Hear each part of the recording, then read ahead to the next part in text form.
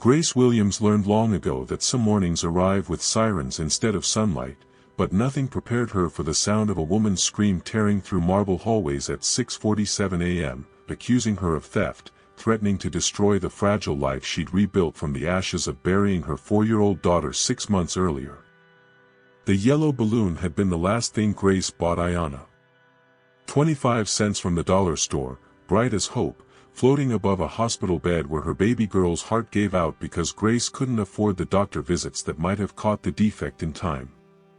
Now, standing in the Harrington mansion's gleaming kitchen with flour on her hands from preparing breakfast nobody would eat, Grace heard that scream and felt her own heart stop the same way Ayanna's had, sudden, violent, final. Like and subscribe. Comment where you're watching from so we know you're here.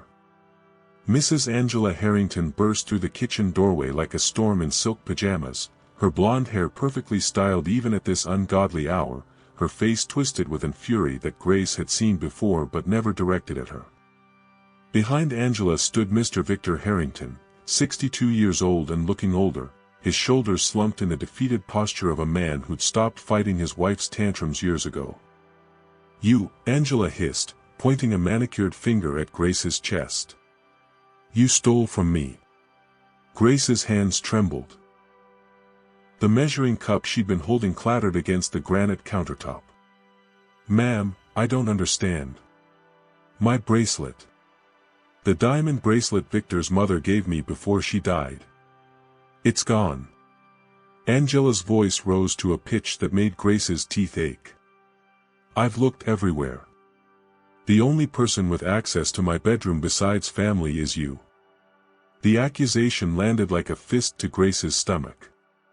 She thought of her own mother back in Alabama, working 2 jobs at 73 because Grace couldn't send enough money home. She thought of the grave she visited when she could afford the bus fare, the small headstone that read, "Ayanna Williams, beloved daughter, gone too soon." She thought of every promise she'd made to her baby's memory, that she would work hard, stay honest, help other children the way she couldn't help her own. "Mrs. Harrington, I have never taken anything that wasn't mine. Not from this house, not from anywhere." Grace's voice came out steady despite the earthquake happening inside her chest. "I swear on my daughter's grave." Angela's perfectly painted lips curled into something cruel. How convenient. Swearing on the dead. They can't contradict you, can they? Grace felt something inside her crack. This woman, dripping in diamonds and designer clothes, had just used her daughter's death, the worst moment of Grace's existence, as ammunition. Angela Harrington, who complained when the chef's eggs weren't soft enough, who owned 3 cars she never drove, who spent more on a single handbag than Grace earned in 6 months, was accusing her of theft while mocking her grief. "Angela, perhaps we should," Victor began, but his wife silenced him with a look that could freeze oceans. "No. I'm done being nice. I'm done pretending." Angela turned back to Grace, her eyes glittering with something that looked almost like satisfaction. "You have 24 hours to return my bracelet.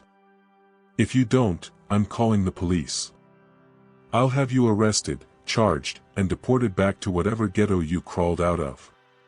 The word hit Grace like a slap. She was 28 years old, college-educated with a degree in early childhood education that meant nothing when Ayanna got sick and the medical bills started piling up like tombstones.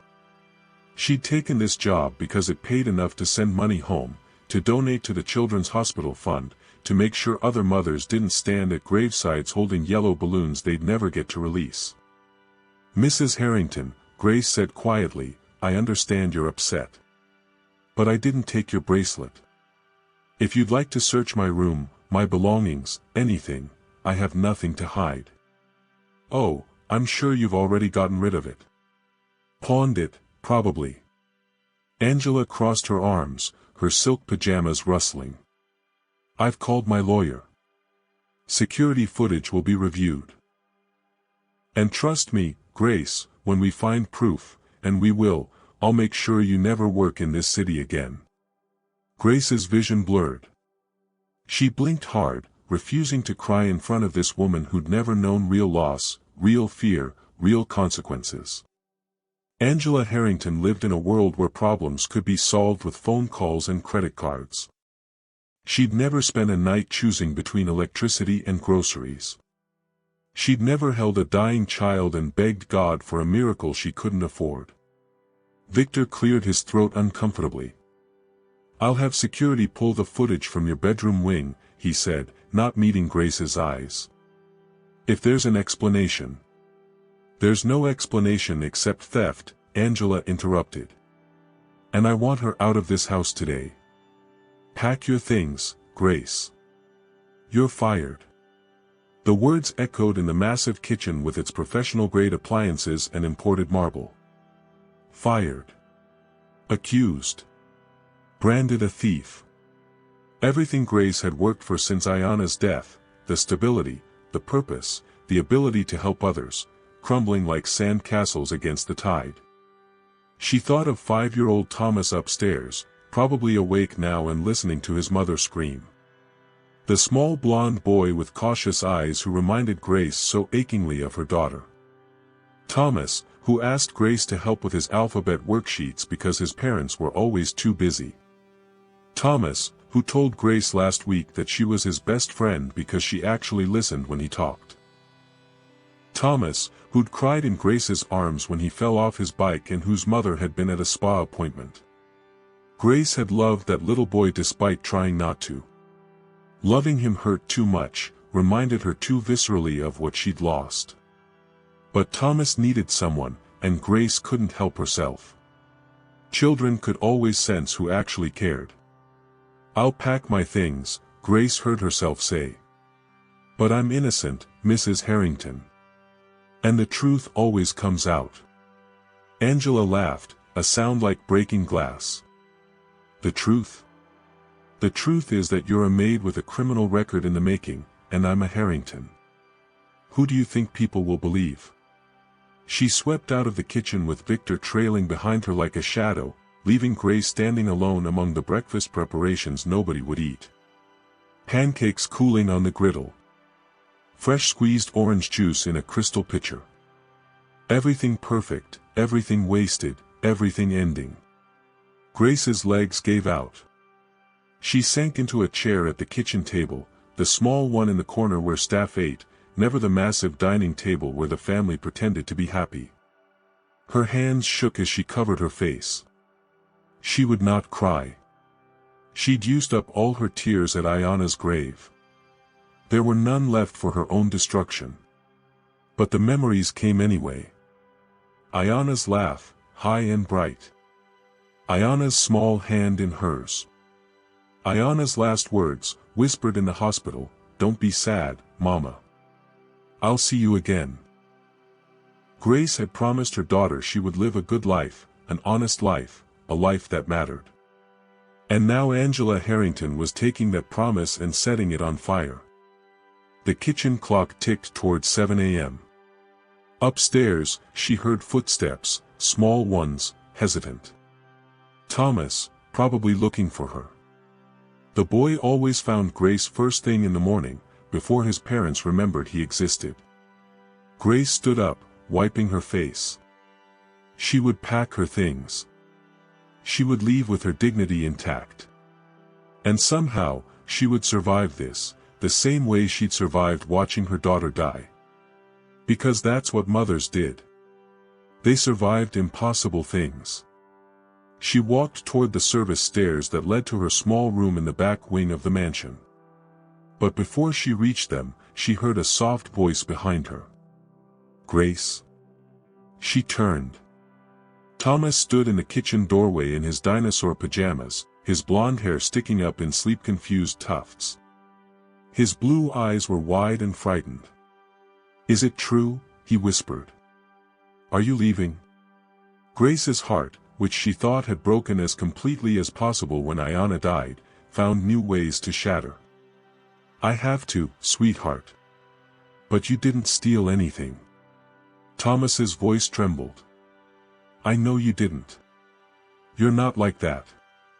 Thank you for believing me." Grace knelt down to his level, the way she used to with Ayanna. That means more than you know. Thomas looked over his shoulder, checking that his parents weren't nearby. Then he stepped closer and whispered something that made Grace's blood turn to ice. I know where the bracelet is. Grace's breath caught. What? I saw Mommy hide it. 3 days ago. Thomas's eyes filled with tears. But if I tell, she'll hurt me. She said if I ever told Daddy her secrets, she'd send me away to a school where kids never see their parents. Like and subscribe. Comment below where you're watching from. The kitchen seemed to tilt. Grace stared at this frightened 5-year-old boy who just handed her salvation and damnation in the same breath. Because what could she do with this information? Use a child as a weapon against his own mother? Risk Thomas facing Angela's wrath? But if she didn't speak up, she'd lose everything. Her job, her reputation, possibly her freedom. Angela had threatened deportation, criminal charges. Grace's entire future was being held hostage by a lie. Thomas, Grace said carefully, are you absolutely sure about what you saw? The boy nodded, tears spilling down his cheeks. I was looking for my toy car. It rolled under Mommy's dresser. I saw her take the bracelet out of her jewelry box and put it in the library safe. The one only she knows the code to. His voice dropped to barely a whisper. And I heard her on the phone with Aunt Claire. She said she needed you gone because I love you more than her. She said she'd blame you for the bracelet and kill 2 birds. Grace felt the world tilt sideways. Angela had planned this. Deliberately. Cruelly. She'd framed an innocent woman to eliminate someone her own son loved. But Thomas's fear was real. And Grace knew, with the certainty that only mothers possess, that Angela Harrington was capable of terrible things when cornered. Okay, Grace whispered, pulling Thomas into a gentle hug. Thank you for telling me. But I need you to promise me something, don't say anything to your parents yet. Not until I figure out how to keep you safe. Thomas buried his face in her shoulder. I don't want you to leave. You're the only one who's nice to me. Grace closed her eyes, thinking of Ayanna, of yellow balloons, of promises made to the dead and the living. She had 24 hours before Angela called the police. 24 hours to prove her innocence without destroying a frightened child in the process. She pulled back and looked at Thomas's tear-streaked face. I'm going to fix this, she promised. But I need you to be brave. Can you do that for me? Thomas nodded, though his chin trembled. Good boy. Now go back to your room before your parents notice you're up. As Thomas disappeared toward the main staircase, Grace stood alone in the kitchen once more. But something had shifted. The crushing weight of helplessness had transformed into something sharper, hotter. Rage. Angela Harrington had made a mistake. She'd assumed Grace Williams was just a maid, powerless, disposable, easily destroyed. But Angela had never buried a child. She'd never learned what mothers become when they have nothing left to lose. Grace walked toward her room with her head held high. She had 24 hours to expose the truth.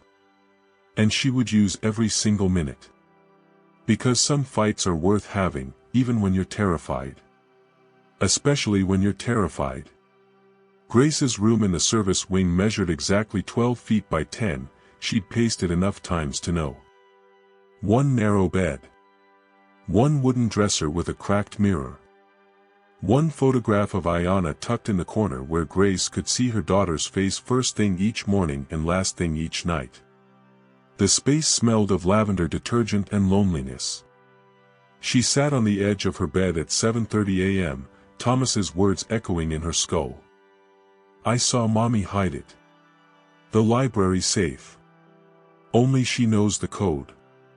A 5-year-old child had just given her the key to salvation, and she had no idea how to use it without putting him in danger.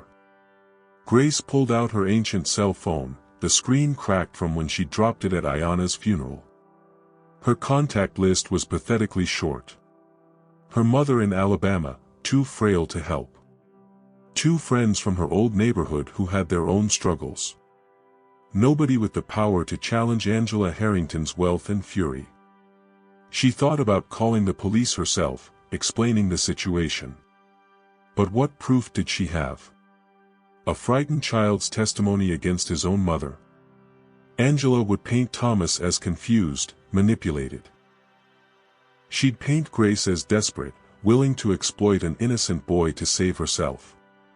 Victor would side with his wife, he always did. Money hired the best lawyers, bought the best lies. Grace's hands curled into fists against her knees. 23 hours remained before Angela made good on her threat. 23 hours to find evidence, build a case, protect Thomas, and clear her name. The impossibility of it pressed down like concrete. A soft knock interrupted her spiral. Grace? It's Marcus. She opened the door to find the head of security standing in the hallway, his weathered face creased with concern. Marcus Henderson was 56, a former police detective who'd taken this job after his wife died. He'd always treated Grace with quiet respect, holding doors, remembering her birthday, asking about her day in a way that felt genuine. I heard what happened, Marcus said, his voice low. The accusation. Grace's throat tightened. News travels fast. Mrs. Harrington called me at 6:30 demanding I pull all security footage from the past week. Specifically your movements. Marcus glanced down the hallway, checking they were alone. I've worked for this family 3 years. I've seen how she treats staff. How she treats everyone. She says I stole her bracelet.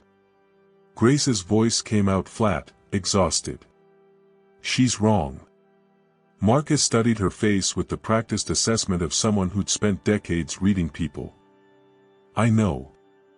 Those 2 words hit Grace like oxygen. Someone believed her. Not just Thomas, but an adult with authority, with access, with the ability to actually help. I've watched you for 2 years, Marcus continued. You're the only person in this house who doesn't lie. You don't steal snacks from the kitchen when you think nobody's watching. You don't take the expensive soap from the guest bathrooms. Last month you found a $100 bill in the laundry and turned it in. He paused. You're not a thief. Grace's eyes burned but she blinked the tears back.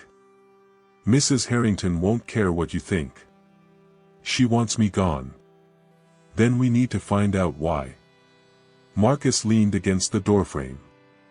I've been reviewing footage like she asked. The bedroom hallway cameras show you entering her suite twice this week, both times to clean, both times during your regular shift. You were in there 17 minutes on Monday, 21 minutes on Thursday. You left carrying cleaning supplies, nothing else.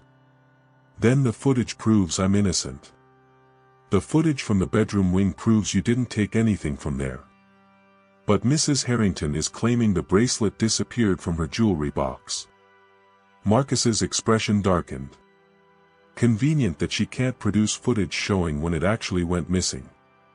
She says it was there 2 nights ago, gone this morning. But I checked, someone deleted 12 hours of hallway footage from that section. Master bedroom cameras only. Grace's pulse quickened. Who has access to delete footage? Like and subscribe before the truth gets buried. Only 3 people. Me, Mr. Harrington, and Mrs. Harrington herself. Marcus let that sink in. I didn't delete anything. Mr. Harrington barely knows how to operate his phone, let alone our security system. Which leaves Angela. The name tasted like poison. She deleted her own security footage and then accused me of theft. That's what I'm thinking. But I can't prove it without knowing where the bracelet actually is. Marcus crossed his arms. If she's framing you, She'd need to have hidden it somewhere. Somewhere she can find it later to make you look even guiltier. Or somewhere she can sell it without questions. Grace's mind raced. Thomas had seen Angela put the bracelet in the library safe. The same safe only Angela could access. But revealing that information meant exposing Thomas, making him a target of his mother's rage. She made a split-second decision. Trust had to start somewhere. The library, Grace said carefully. There's a safe in there. Behind the Shakespeare collection. Marcus's eyebrows rose. How do you know about that safe? I dust in there. I've seen Mrs. Harrington use it before. The lie came easily, protecting Thomas.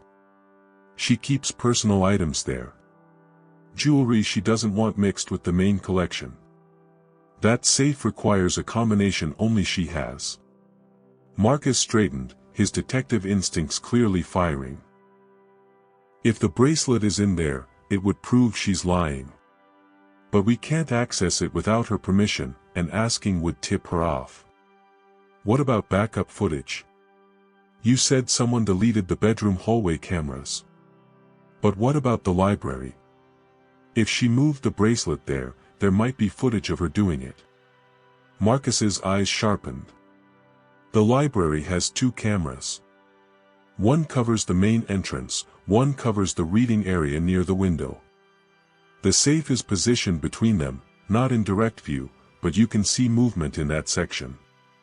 He pulled out his phone, fingers flying across the screen. I can access archived footage remotely. Give me a minute. Grace watched him work, her heart hammering against her ribs. This was it. Either Marcus would find evidence proving Angela's guilt, or Grace would be on the street by tomorrow morning with a criminal record following her like a shadow. Got something, Marcus muttered. 3 nights ago, Tuesday at 11:47 p.m. Mrs. Harrington enters the library alone. He turned the phone screen toward Grace.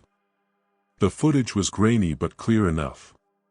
Angela, wearing silk pajamas, gliding across the library with something small and glittering in her hand.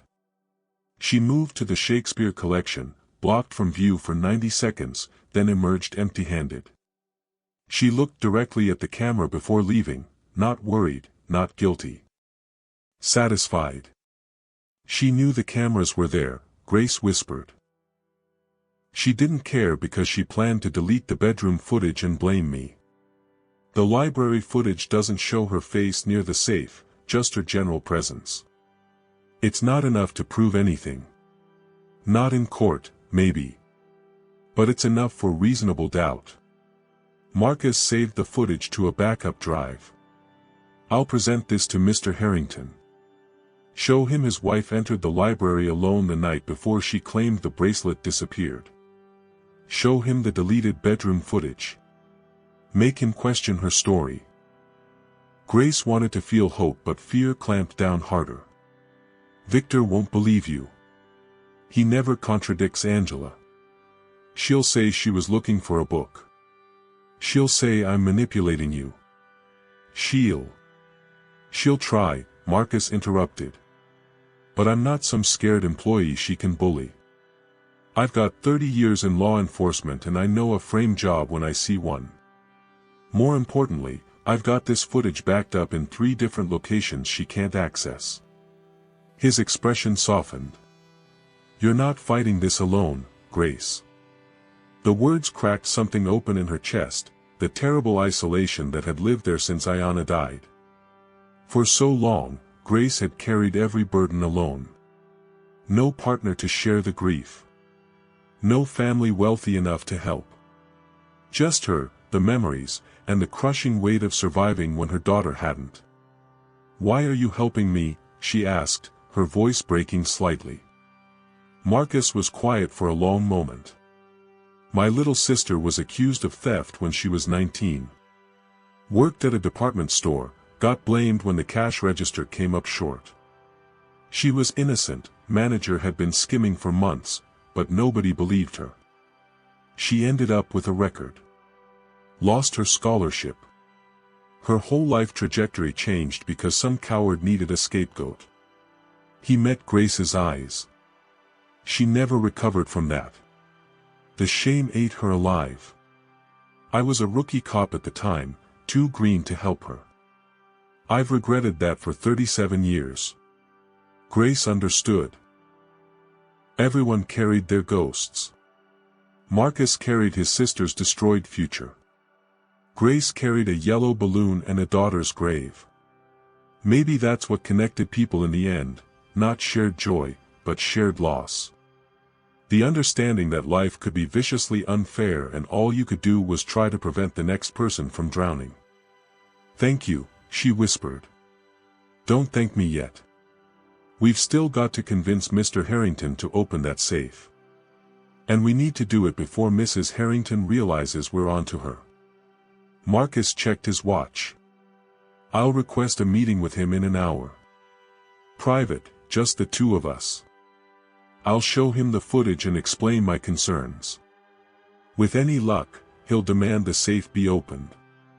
And if he doesn't, then we go to the police ourselves. Present the footage as evidence of tampering and reasonable doubt. It won't prove you're innocent, but it might prevent them from arresting you on the spot." Marcus headed toward the door, then paused. "Pack a go-bag just in case. Essentials, important documents. If this goes sideways, you might need to leave quickly." He left Grace alone with her thoughts and the ticking clock. She pulled her battered suitcase from under the bed, the same one she'd packed when leaving Alabama after Ayanna's funeral. Inside went her daughter's photograph, her only pair of nice shoes, the documents proving her work authorization, her college diploma that had meant nothing when medical bills came calling.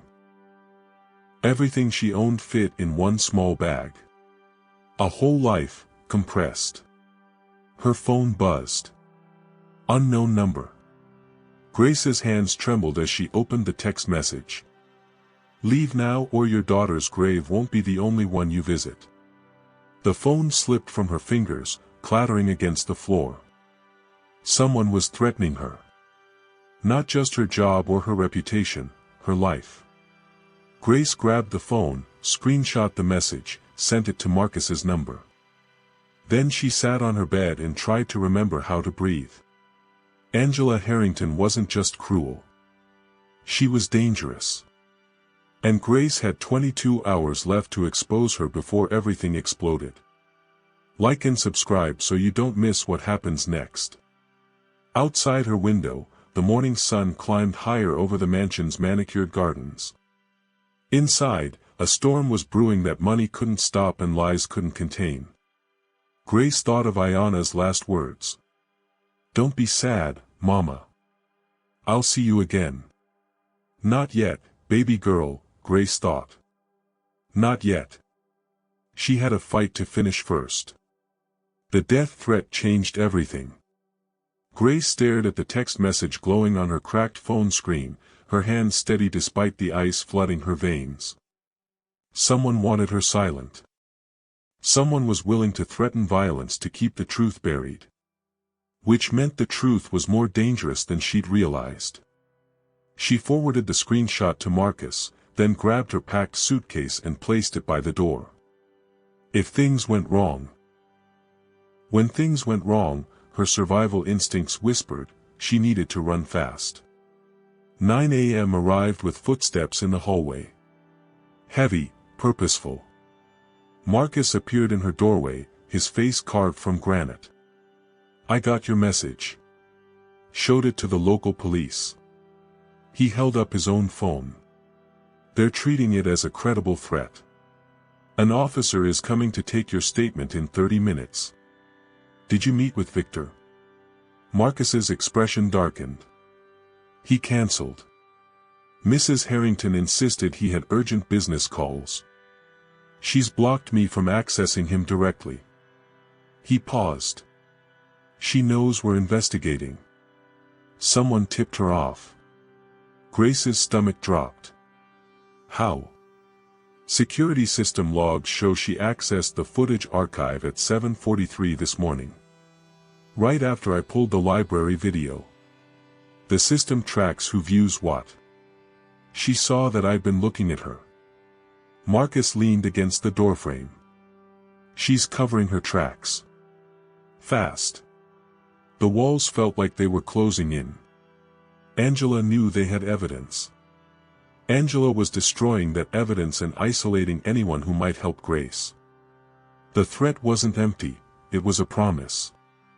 Like and subscribe before this gets worse.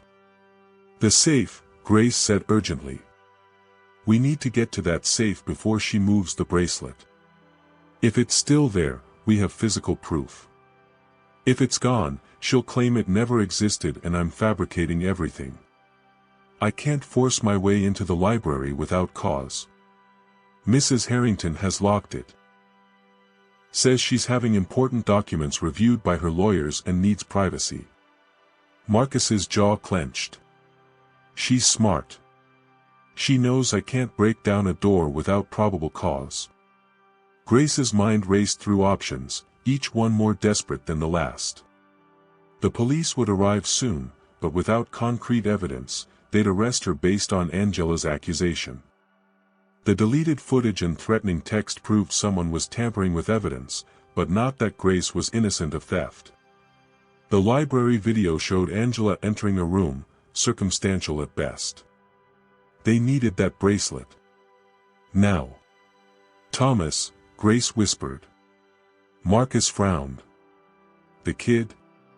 He knows the combination to the safe. He must have watched his mother use it. Grace grabbed her phone.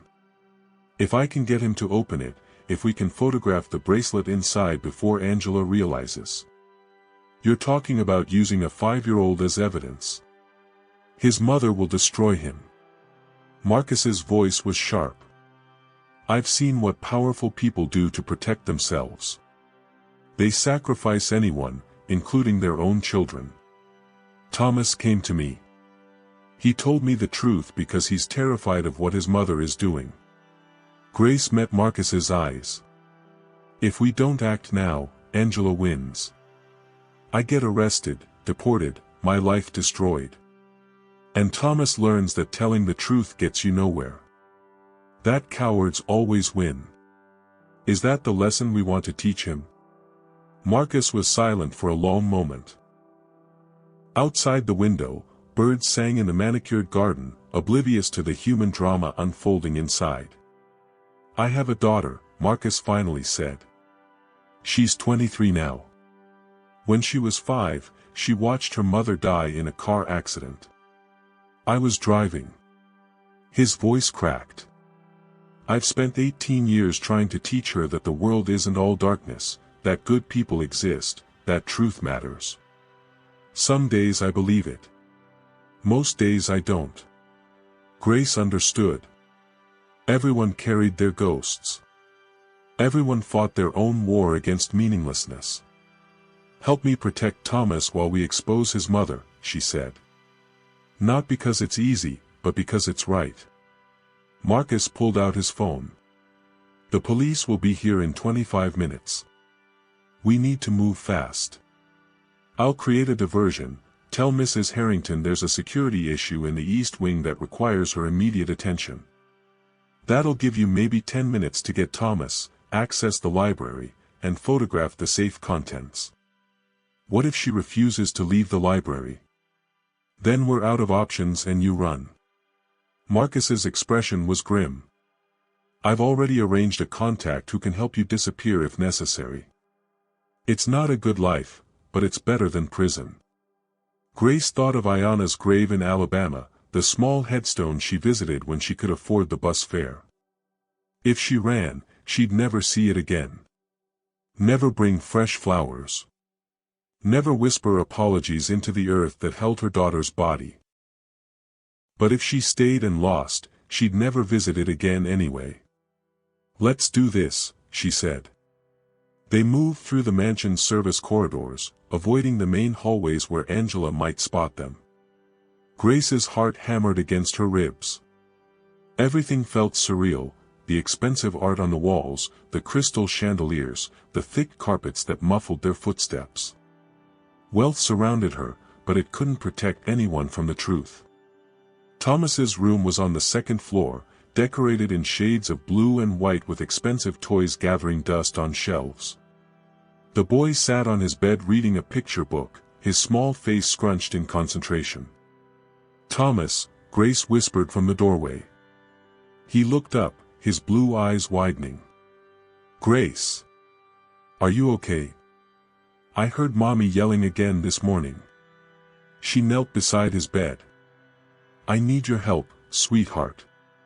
Remember what you told me about the bracelet? About seeing your mother hide it?" Thomas nodded, fear flickering across his features. "I need you to be very brave. Can you remember the combination to the library safe? The one your mommy uses?" The boy bit his lip. "I think so. It's her birthday backwards. She uses it for everything. If we can take a picture of the bracelet in that safe, we can prove I didn't steal it. But we have to hurry before your mother realizes what we're doing." Grace touched his small hand. "Are you scared?" "Yes," Thomas whispered. "But you're always nice to me. Even when Mommy and Daddy forget I exist. You remember my favorite snacks and help with my homework and don't yell." His eyes filled with tears. "I don't want you to leave." Grace pulled him into a hug, thinking of Ayanna, of all the hugs they'd never share again. "Then help me stay." Marcus appeared in the doorway. "Mrs. Harrington just took the bait. She's heading to the East Wing. We have 8 minutes, maybe less." They moved quickly, Grace holding Thomas's hand, Marcus leading them through back corridors to the library. The massive room smelled of leather and old paper, floor-to-ceiling bookshelves creating cathedral-like shadows. Morning light streamed through tall windows, illuminating dust motes dancing in golden beams. The Shakespeare collection sat on the west wall, leather-bound volumes arranged by title. Behind them, barely visible, was the outline of a safe built into the wall. "Like and subscribe so you don't miss what happens."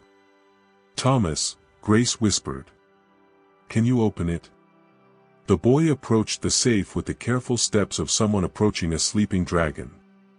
His small fingers worked the dial, right, left, right again. The lock clicked. Thomas pulled the heavy door open. Inside, nestled on black velvet, was the diamond bracelet. Glittering, expensive, undeniably present. Marcus moved fast, photographing it from multiple angles. The metadata would show date, time, location. Irrefutable proof that the bracelet was exactly where Thomas said it would be, hidden by Angela herself. "Got it," Marcus breathed. "This is solid evidence. She can't talk her way out of." The library door slammed open. Angela stood in the doorway, her face twisted with fury, her designer clothes immaculate, her eyes burning with hatred. Behind her stood Victor, confused and uncomfortable, and 2 police officers in uniform. "There!" Angela shrieked, pointing at Grace. "She's stealing from me again.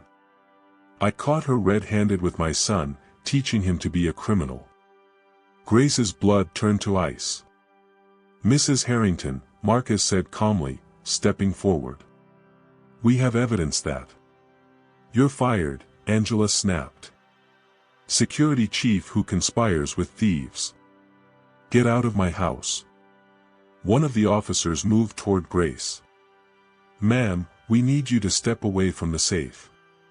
"The bracelet is in there," Grace said desperately. "The one she claimed I stole. She hid it herself 3 nights ago. We have security footage proving."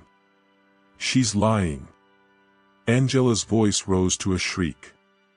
"She forced my son to open my private safe. That's coercion of a minor. That's breaking and entering." Victor finally spoke, his voice uncertain. "Angela, what's going on?" "Marcus called me about some concerns. Your security chief is helping the maid who robbed us."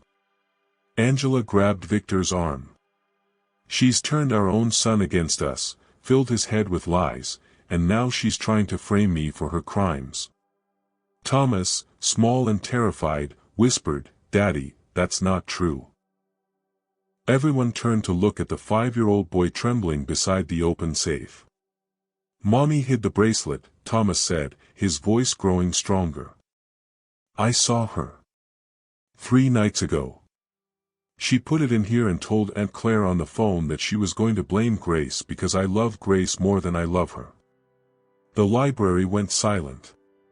Like and subscribe. You won't believe what happens next. Angela's face cycled through shock, rage, and calculation in 3 seconds. Then she laughed, a high, brittle sound like breaking glass. "He's a child. A confused, manipulated child who's been brainwashed by that woman." She pointed at Grace. "She's clearly been coaching him, filling his head with stories.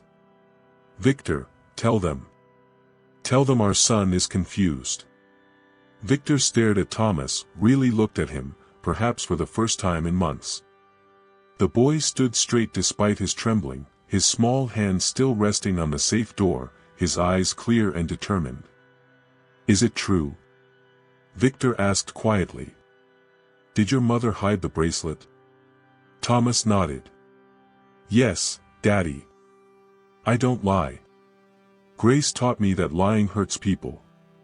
The police officer closest to the safe peered inside, then looked at Angela. "Ma'am, the bracelet you reported stolen is in your personal safe. The one you have exclusive access to." Angela's mask finally cracked completely. "This is absurd. She must have put it there. She broke in and—" "The safe logs every opening," Marcus interrupted, holding up his phone. "Electronic combination locks keep digital records. The last 3 times this safe was opened, Tuesday at 11:47 p.m. by user code 7779, that's Mrs. Harrington's code. Thursday at 2 p.m., same code. And today at 9:08 a.m. when the young man opened it manually." "That's impossible," Angela hissed. "Those records can be falsified." "Not by me," Marcus said coldly. "I don't have administrative access. Only the security company does. I can call them right now to verify." The second police officer stepped forward. "Mrs. Harrington, filing a false police report is a serious offense. Especially if done with intent to harm another person's reputation or freedom." Angela's face went white, then red, then white again. She looked at Victor, expecting support, rescue, the unconditional loyalty he'd always provided. Victor looked back at his son instead. "Angela," he said slowly, "did you hide your own bracelet and accuse Grace of stealing it?" The question hung in the air like smoke. And in that moment, Grace saw something shift in Victor Harrington's eyes, the death of illusions, the birth of horrible understanding. He'd spent years looking away from his wife's cruelty, convincing himself that wealth excused behavior, that marriage meant loyalty over truth. But his son was watching. And sons remember who their fathers are in moments that matter. "I want a lawyer," Angela said flatly. The library erupted into controlled chaos. Police asking questions, Marcus presenting evidence, Victor silent and pale as death. Thomas ran to Grace, burying his face in her blue uniform, his small body shaking with sobs of relief or fear or both. Grace held him close, thinking of Ayanna, of yellow balloons, of promises kept and justice delayed but not denied. Sometimes the truth wins. Sometimes it doesn't. But today, in this library filled with books about heroes and villains, truth had won. And a 5-year-old boy had been brave enough to speak it. The police station smelled of burnt coffee and bureaucracy. Grace sat in a gray interview room with chipped paint and fluorescent lights that hummed like dying insects. 3 hours had passed since the library confrontation. 3 hours of statements, photographs, evidence logging, and Angela Harrington's lawyer arriving in a Mercedes and a cloud of expensive cologne. Detective Rodriguez sat across from Grace, a woman in her 40s with tired eyes and hands that moved constantly, tapping pens, adjusting files, reaching for coffee cups that were already empty. She'd been kind, professional, methodical in documenting everything that had happened. "You're free to go," Rodriguez finally said, closing her notebook. "Mrs. Harrington has been charged with filing a false police report and witness intimidation based on that text message. The bracelet's been logged as evidence. Your name is cleared." The words should have brought relief. Instead, Grace felt hollowed out, scraped clean of everything except exhaustion. "What happens now?" she asked. "That depends on Mrs. Harrington's lawyer and the district attorney's office. She'll likely plead down to a misdemeanor, pay a fine, do community service. People with money rarely see jail time for nonviolent offenses." Rodriguez's expression darkened. "I'm sorry. I know that's not justice." Grace thought of Ayana's medical bills, still unpaid, still accumulating interest. She thought of mothers across the country choosing between medicine and rent while Angela Harrington paid lawyers to make felonies disappear. "Thank you for believing me," Grace said quietly. "I've been doing this job 22 years. I know the difference between a liar and someone telling an inconvenient truth." Rodriguez handed Grace a business card. "If Mrs. Harrington or anyone connected to her family contacts you, any threats, any retaliation, you call me immediately." Grace pocketed the card and walked out into late afternoon sunlight that felt too bright, too normal for the day she'd survived. Marcus waited in the parking lot, leaning against his truck, still wearing his security uniform though he'd been officially terminated. "How'd it go?" he asked. "I'm not being arrested. Angela is." Grace climbed into the passenger seat. "Where's Thomas?" "With his father. Victor took him home an hour ago. The kid was asking for you but," Marcus started the engine.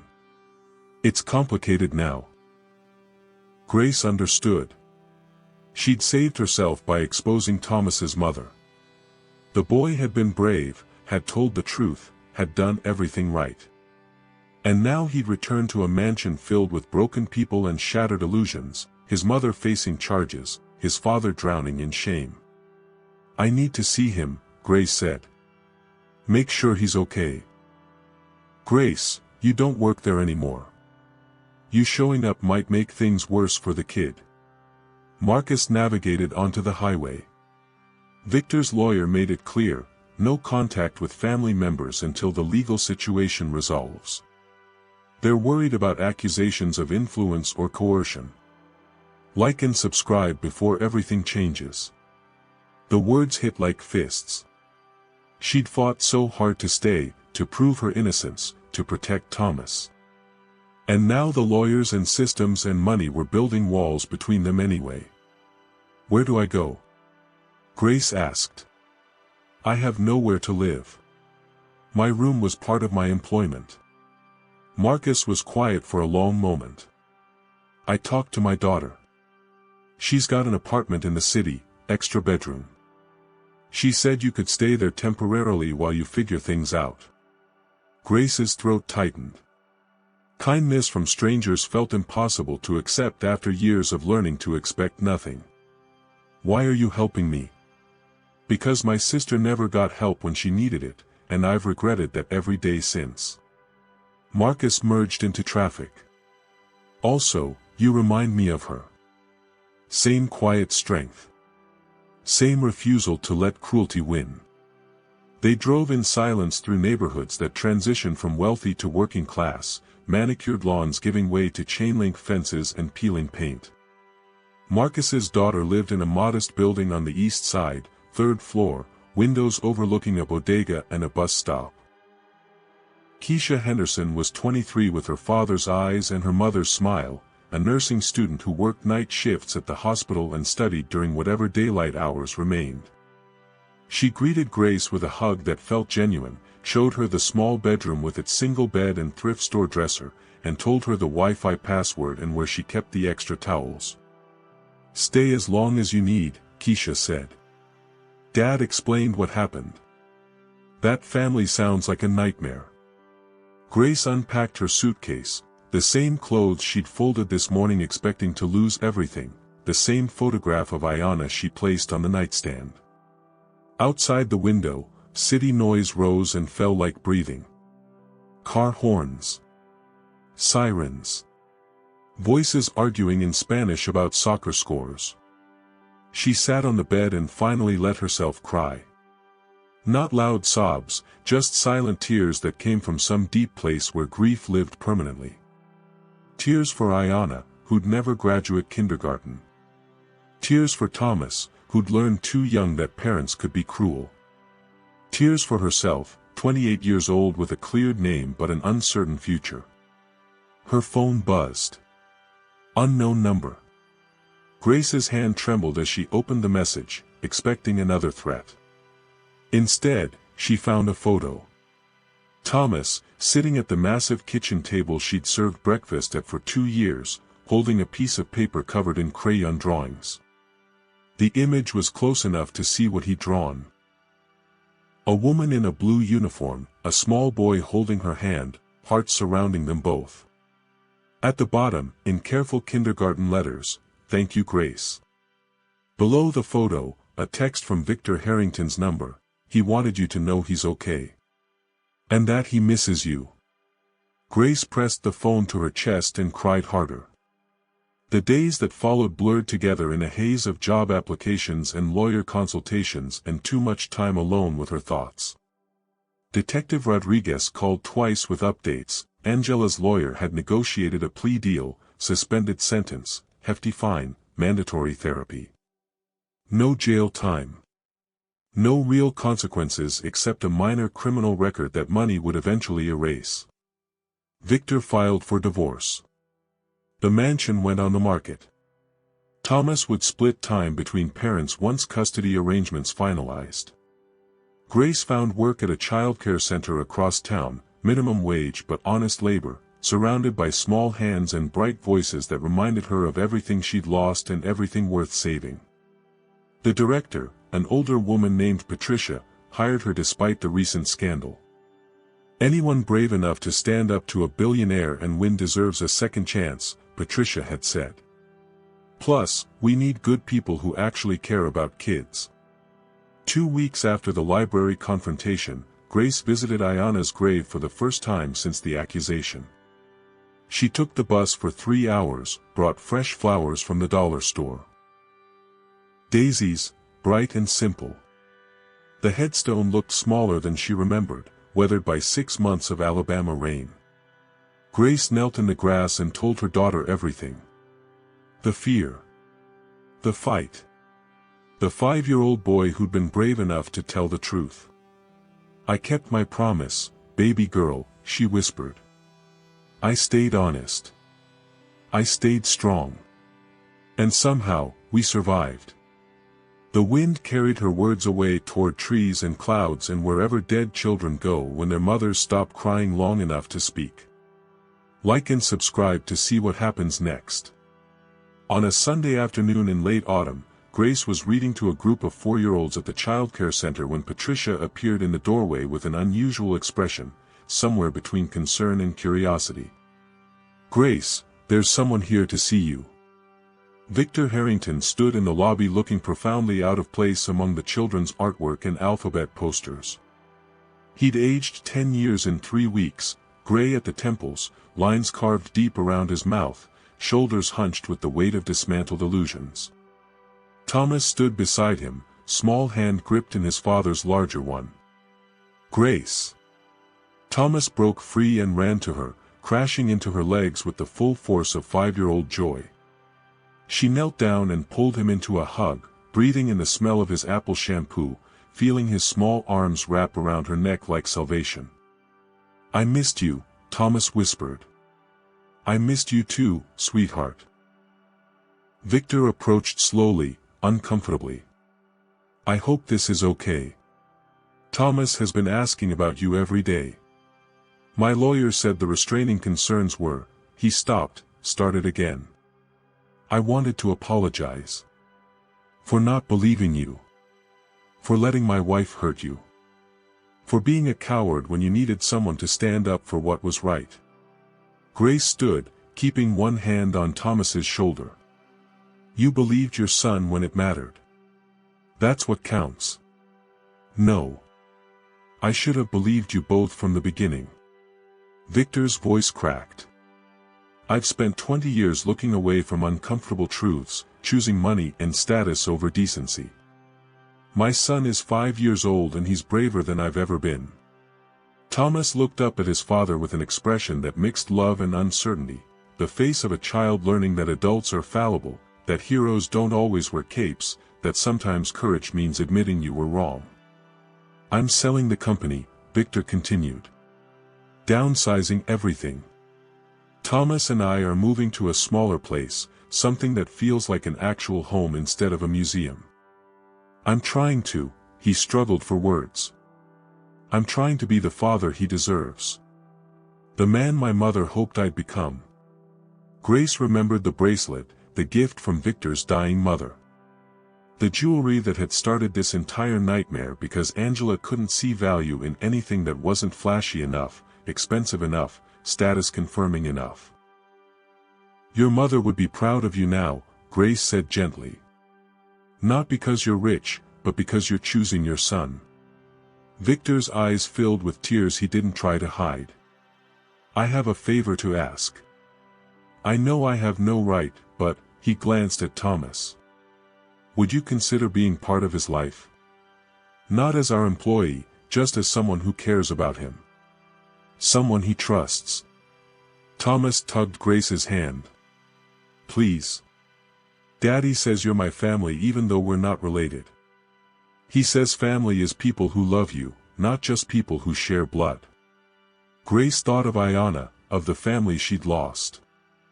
She thought of all the children at the daycare who needed love but got supervision, needed attention but got routine.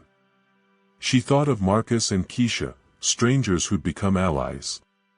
Detective Rodriguez, who'd believed her. Patricia, who'd hired her. Thomas, who told the truth when it would have been easier to stay silent. Maybe family wasn't about blood. Maybe it was about who showed up when everything burned down. Who stood beside you when standing was dangerous. Who loved you not because they had to, but because they chose to. Yes, Grace said. I'd be honored. Thomas's face lit up like sunrise. He hugged her again, fierce and tight, a 5-year-old boy who'd learned that some people keep their promises, that truth matters more than comfort, that love exists even after loss. Victor extended his hand. Grace shook it, feeling the tremor in his grip. The shake of a man rebuilding himself from ruins, brick by difficult brick. They made plans. Sunday visits. Phone calls. Birthday parties. The awkward logistics of unconventional family held together by shared trauma and stubborn hope. As Victor and Thomas left, the boy turned back one more time. Grace. Daddy says heaven is real. Do you think your little girl can see you from there? The question pierced straight through her carefully constructed armor. Grace knelt down one more time, meeting Thomas's earnest blue eyes. Yes, sweetheart. I think she can. And I think she's proud of both of us. Thomas smiled. I hope I get to meet her someday. In heaven, I mean. When we're really old. Me too, Grace whispered. Me too. They left into autumn sunlight, father and son walking together toward whatever future they could build from the wreckage of their past. Grace stood in the daycare lobby, surrounded by children's laughter and crayon drawings and the beautiful chaos of lives still being written. She touched the photograph in her pocket, Ayanna, forever smiling. I'm okay, baby girl, she whispered. We're going to be okay. And for the first time since burying her daughter 6 months ago, Grace believed it. 6 months after the library confrontation, Grace Williams stood at a podium in the community center on Madison Street, surrounded by faces that had once looked at her with suspicion and now looked at her with something resembling respect. The fundraiser had been Patricia's idea, a charity event to raise money for the Ayanna Williams Children's Heart Fund, the foundation Grace had established with the settlement money from her lawsuit against Angela Harrington for defamation and emotional distress. $50,000 after lawyers' fees, every penny dedicated to helping families afford the cardiac screenings and treatments that might have saved her daughter. "Good evening," Grace began, her voice steady despite the nerves humming beneath her skin. "My name is Grace Williams, and 6 years ago, I became a mother. 4 years ago, I became someone who buried her child because I couldn't afford to save her life."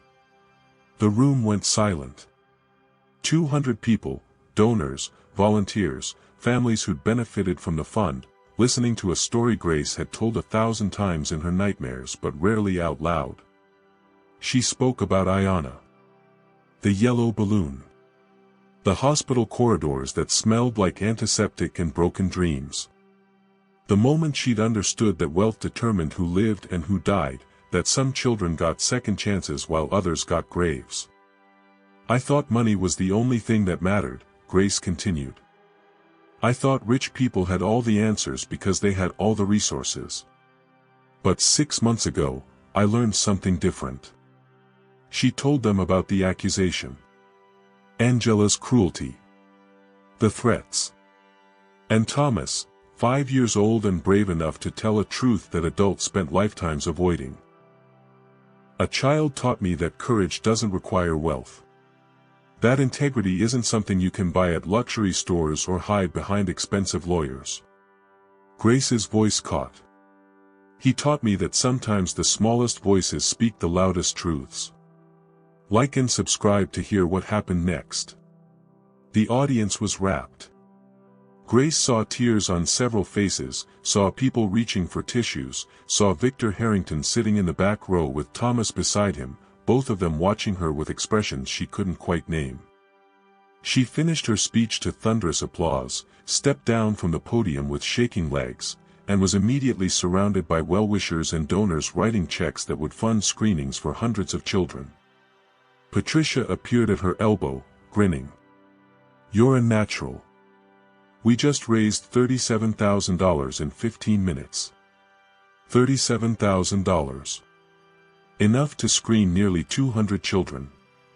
Enough to catch defects early, prevent tragedies, save lives that might otherwise be lost to poverty and circumstance." Grace thought of Ayanna and wondered if her daughter could see this, the way her death had become a catalyst for saving others. It didn't make the loss hurt less, but it gave the pain purpose. "Grace." She turned to find Victor and Thomas approaching through the crowd. Thomas wore a navy suit that made him look absurdly grown up for a 5-year-old, his blonde hair neatly combed, his hand gripping a donation envelope that looked comically large in his small fingers. "We wanted to give you this," Thomas said solemnly, holding out the envelope. "Daddy and I sold our big house and moved to a smaller one. We don't need all that space. So we're giving the extra money to your fund. To help kids like Ayanna." Grace's hands trembled as she accepted the envelope. Inside was a check for $500,000. Her vision blurred. She looked at Victor, who stood with his hands in his pockets, looking uncomfortable but determined. "It's not enough," Victor said quietly. "It'll never be enough to undo the harm my family caused you. But Thomas wanted to help, and so do I. This is," Grace couldn't find words. $500,000. Enough to expand the fund nationwide. Enough to save hundreds, maybe thousands of children. It's what my mother would have wanted," Victor continued. "The bracelet that started all of this, it's been sold. The proceeds went into Thomas's education fund and this donation.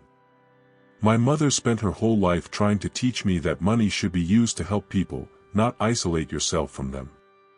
His voice cracked. "I finally learned the lesson. Too late for her, but not too late for Thomas.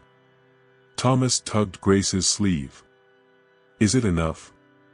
To help lots of kids? Grace knelt down, eye level with this extraordinary little boy who'd changed her life by refusing to let lies win. It's enough to help so many kids, sweetheart. You just saved hundreds of lives. Good. Thomas's face split into a grin.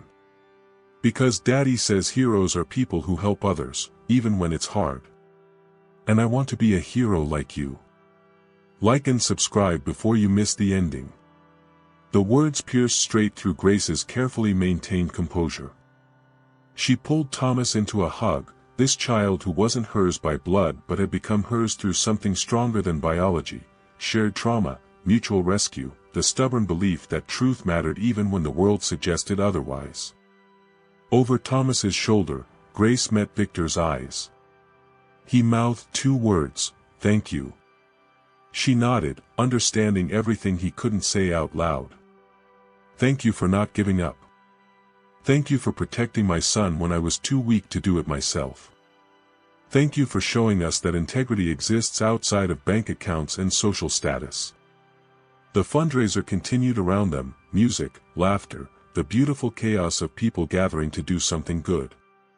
Grace stayed for another 2 hours, shaking hands and telling Ayana's story to people who listened with tears in their eyes and checkbooks in their hands. By the time the event ended, the Ayana Williams Children's Heart Fund had raised over $800,000. Enough to open regional screening centers in 3 states. Enough to partner with hospitals and offer free cardiac care to families who couldn't afford it.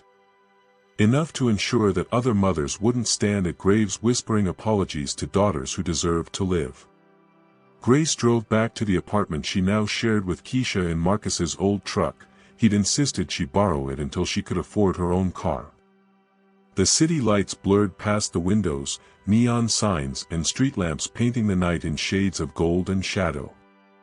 Her phone buzzed. Text from Marcus, saw the news coverage. Your girl would be proud. Grace's eyes burned but she blinked the tears back. Ayana. Always Ayana, even in moments of triumph, even when good things happened. The grief never left, it just learned to coexist with joy, with purpose, with the stubborn insistence on living well despite loss. She pulled into the apartment parking lot and sat in the truck for a long moment, staring at her reflection in the rearview mirror. 28 years old.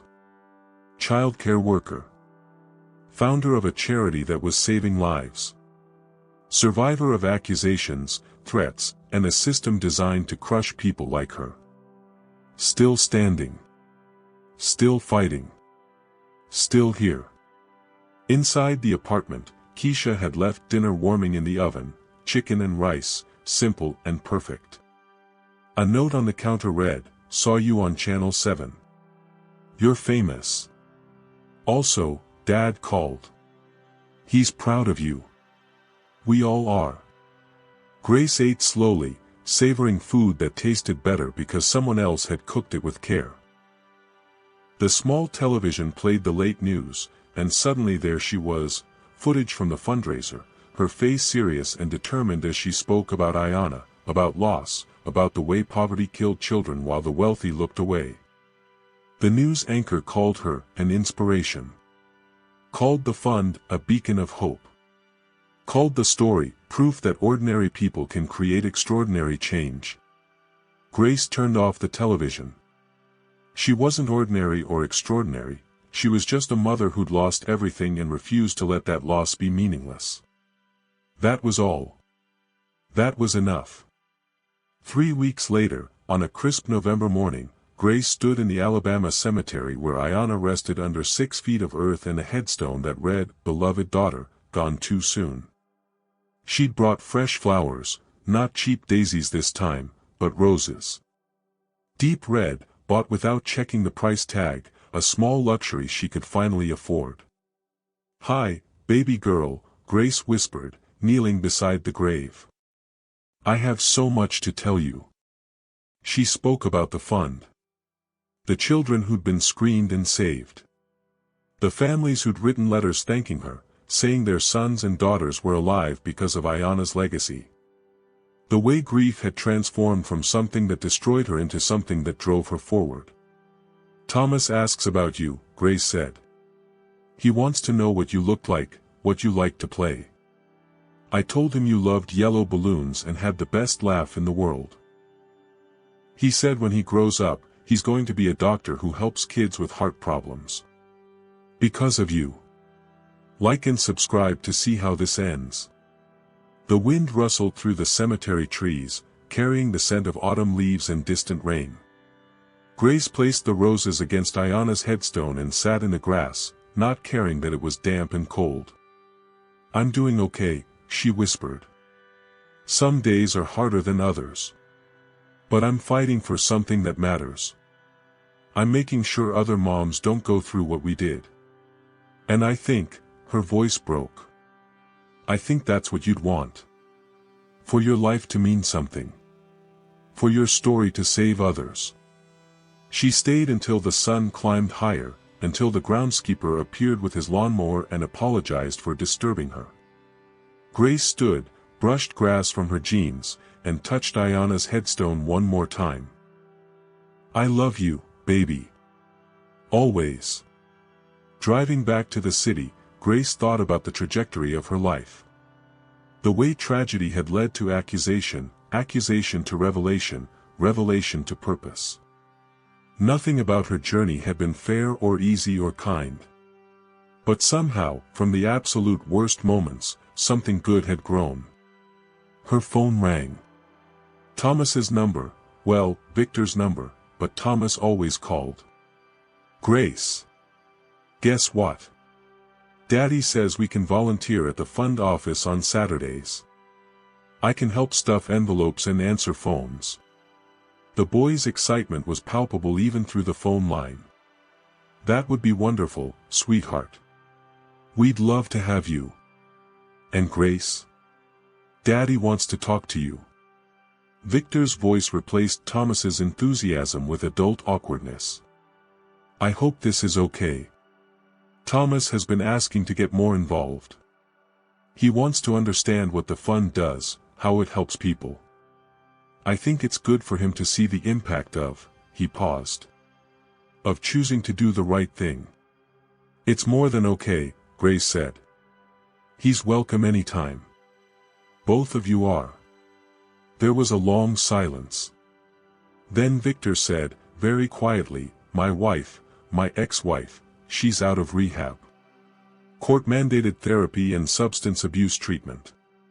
Her lawyer is trying to negotiate visitation rights with Thomas. Grace's hands tightened on the steering wheel. How do you feel about that? Terrified. Angry. Guilty for feeling angry because she's still his mother. Victor exhaled shakily. But Thomas told me he doesn't want to see her unless you're there too. He says you make him feel safe. The trust in that statement, the weight of a child's faith, nearly broke Grace's heart. I'll be there, she promised. Whatever you need. Thank you. For everything. For being the kind of person who fights back even when the whole world is against you. For showing my son what integrity looks like. Victor's voice was thick with emotion. You saved him, Grace. You saved us both. Grace thought about that as she navigated city traffic toward the apartment that had become home, toward the life she built from the ruins of the worst thing that had ever happened to her. Maybe Victor was right. Maybe she'd saved them. But the truth was simpler and more profound, they'd saved each other. A billionaire who'd lost his way and found it again through his son's courage. A 5-year-old who'd learned that telling the truth mattered more than keeping peace. And a grieving mother who discovered that loss didn't have to be the end of the story, it could be the beginning of something that mattered. Money hadn't saved any of them. Love had. Truth had. The stubborn, difficult, beautiful choice to keep fighting even when surrender seemed easier. Grace parked the truck and sat for a moment, watching people pass on the sidewalk, mothers pushing strollers, children laughing, ordinary lives unfolding in ordinary ways. Somewhere, a child's heart was beating steadily because of the fund. Somewhere, a mother wasn't standing at a grave. Somewhere, Ayana's death had prevented another death, and another, and another. It wasn't enough. It would never be enough to fill the hole Ayana's absence had left. But it was something. And sometimes, something was all you could ask for. Grace climbed out of the truck and walked toward home, toward the next chapter, toward whatever came next. Still grieving. Still fighting. Still here. And that, against all odds, was its own kind of victory. 2 years after the morning Grace Williams was accused of stealing a diamond bracelet, she stood in the grand ballroom of the Riverside Convention Center, surrounded by 300 people who'd gathered to celebrate something money couldn't buy, second chances. The Ayana Williams Children's Heart Fund had grown beyond anything Grace had imagined. What started with Victor's $500,000 donation had multiplied into a nationwide network of screening centers that had saved over 2,000 children's lives. 2,000 families who wouldn't stand at graves whispering apologies. 2,000 yellow balloons that wouldn't float above hospital beds. Patricia stood at the podium, giving Grace an introduction that made her uncomfortable, calling her a hero, an inspiration, a woman who'd turned tragedy into triumph.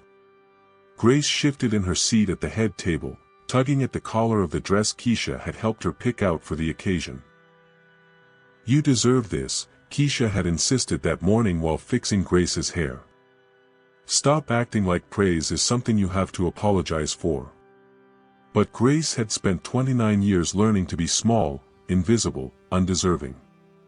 2 years of success hadn't erased a lifetime of being told her dreams were too big for someone like her. Thomas, now 7 years old and sitting beside his father at the family table, caught her eye and gave her an exaggerated thumbs up. The gesture was so earnest, so purely him, that Grace couldn't help smiling. "Please welcome to the stage," Patricia concluded, "the founder of the Ayana Williams Children's Heart Fund, Grace Williams." The applause was thunderous. Grace walked to the podium on legs that still trembled despite having given this speech dozens of times. She looked out at the crowd, doctors who'd partnered with the fund, donors who'd written checks, families whose children were alive because someone had caught a heart defect in time. And in the back row, wearing a simple gray suit instead of designer labels, sat Angela Harrington. Grace's breath caught. She hadn't seen Angela in 18 months, not since the final custody hearing that had granted Victor full legal custody with Angela receiving quarterly supervised visits contingent on continued therapy. The sight of her ex-employer sitting quietly in the shadows was jarring, impossible, surreal. But Grace had learned something in the past 2 years. Unexpected things happened constantly, and you survived them the same way you survived everything else, by refusing to let fear make your decisions. She began her speech.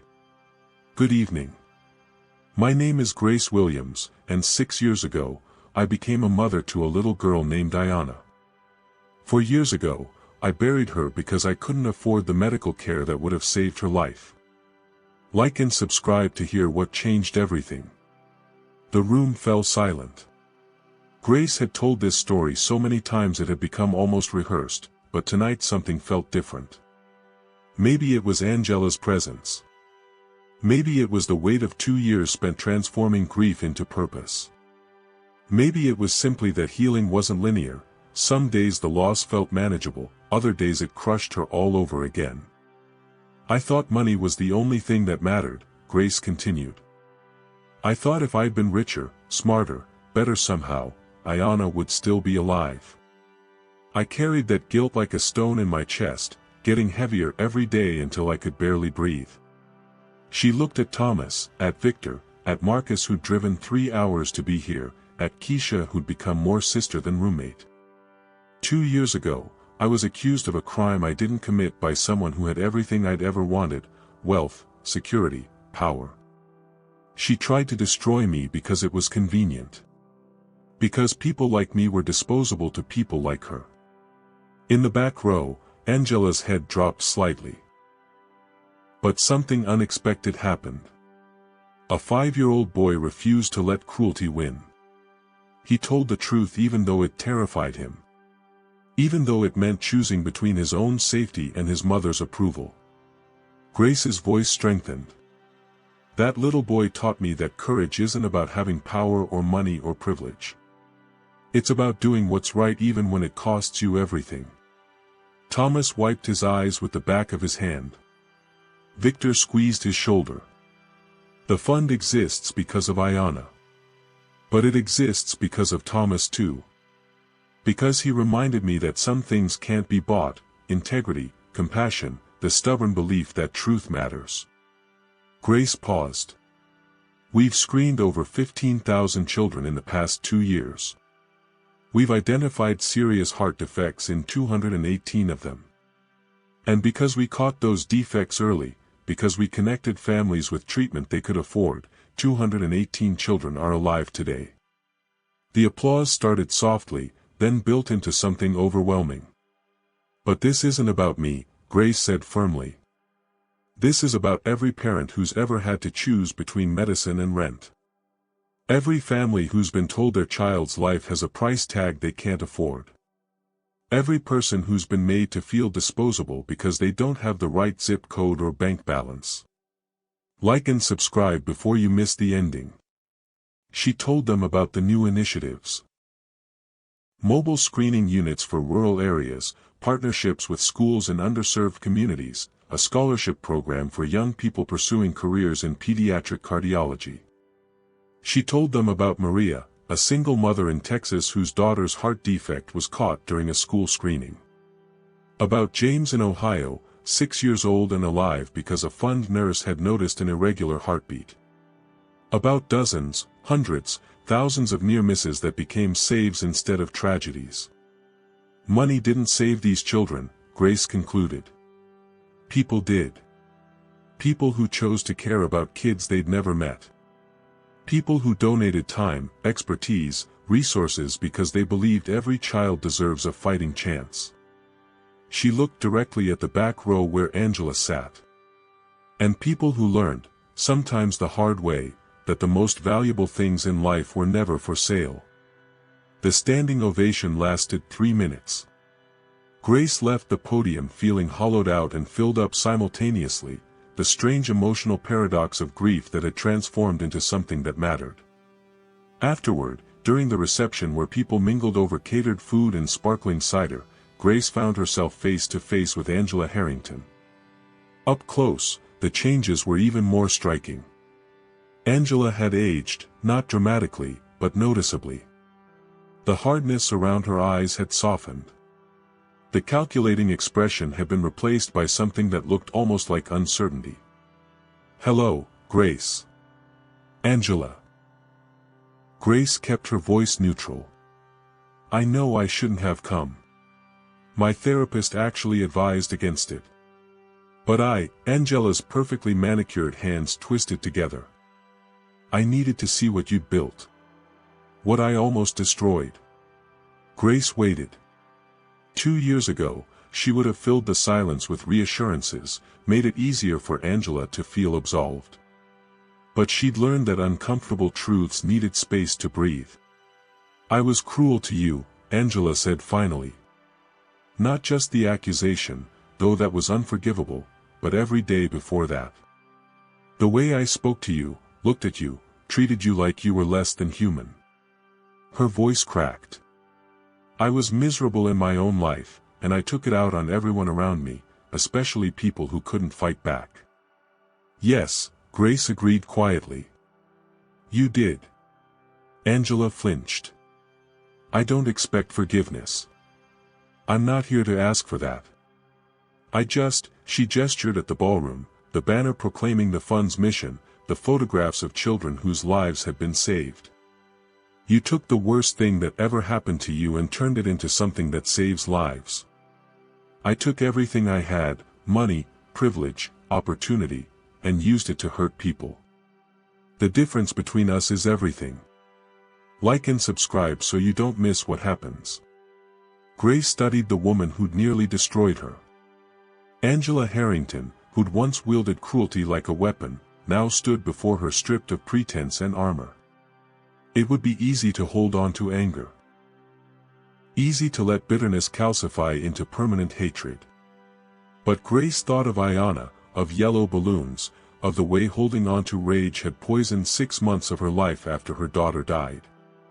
"I hope you find peace," Grace said. "Not for my sake, I've already found mine. But for Thomas's sake. He deserves a mother who's healed enough to love him properly." Angela's eyes filled with tears. "He won't see me. Victor says he's not ready." "Then respect that. Keep doing the work. Keep going to therapy. Let him know you're trying without pressuring him to respond." Grace softened slightly. Children forgive more easily than adults. But they remember everything. If you want a relationship with your son, earn it. Not with money or gifts or manipulation, with genuine change. "I don't know if I can." "That's honest, at least." Grace turned to leave, then paused. "Angela, what you did to me was terrible. But it led me here, to this work, to these people, to a purpose bigger than my grief. I wouldn't thank you for that trauma. But I also won't let it define me anymore." She walked away before Angela could respond, moving through the crowd toward Thomas and Victor, who waited near the dessert table. "Was that," Victor began. "Yes." Grace didn't elaborate.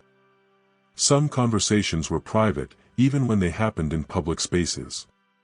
Thomas tugged her hand. "You were really good up there, Grace. Ayanna would be proud."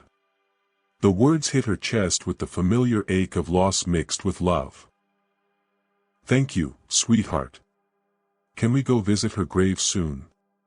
I made a drawing I want to leave there." Grace knelt down, eye level with this remarkable child who'd saved her life by telling the truth. "Of course we can. Next Sunday." Thomas hugged her, fierce and tight, and Grace held him, thinking about the strange mathematics of loss and love. She'd lost Ayanna. But she'd found Thomas.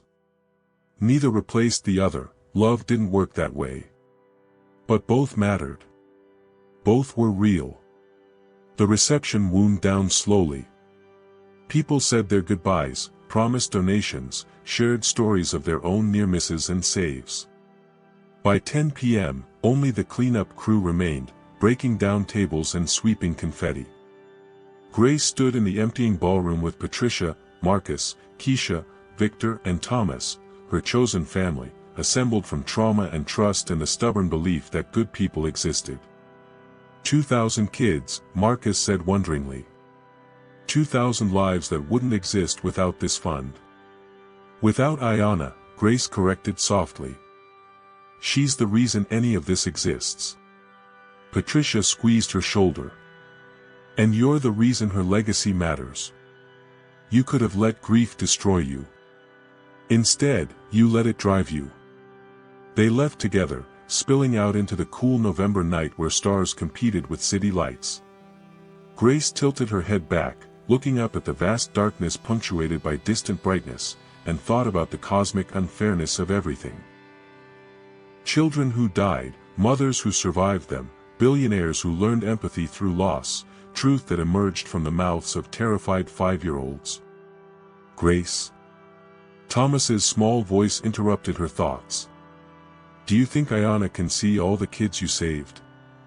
It was the kind of question that had no good answer, too theological for certainty, too important for dismissal.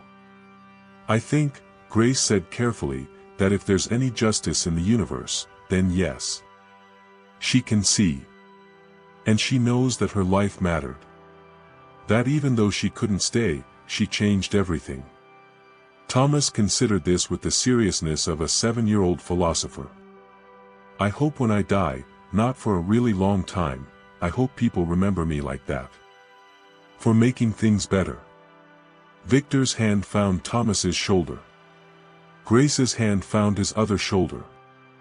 And they stood there under city stars, 3 people who'd survived the worst and learned that survival itself was a form of courage. Grace drove back to the apartment she now rented alone.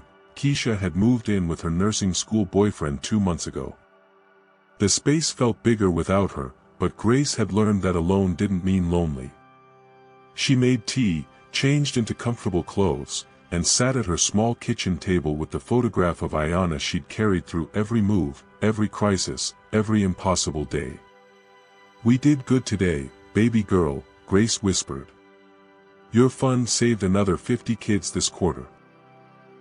That's 50 yellow balloons that won't float above hospital beds. 50 mothers who won't know our grief." The photograph didn't answer, but Grace no longer needed it to. Outside her window, the city hummed with late-night life, sirens, car horns, voices calling to each other in languages she didn't speak. The sound of people living messy, complicated, beautiful lives. Grace thought about the journey from that terrible morning 2 years ago to this November night. The accusation. The threats. Thomas's courage. Victor's redemption. Angela's reckoning. The fun that had grown from devastation into something that saved lives. Money hadn't saved anyone in this story. Truth had. Courage had. Love had, the complicated, difficult, unglamorous kind that showed up even when it hurt. Grace finished her tea and went to bed, ready for whatever tomorrow brought. More children to scream. More families to help. More days of waking up without Ayanna but choosing to live in a way that honored her memory. Still grieving. Still fighting. Still here. And somewhere in the vast universe beyond city lights and human comprehension, Grace chose to believe her daughter smiled, proud of the mother who'd refused to let loss be the end of the story, who transformed the worst tragedy into a legacy that saved thousands. Some things money could buy, mansions, diamonds, designer clothes. But the things that mattered most, integrity, compassion, the stubborn choice to keep fighting for what's right, those had never been for sale. Grace Williams had learned that lesson the hard way. And she'd never forget it.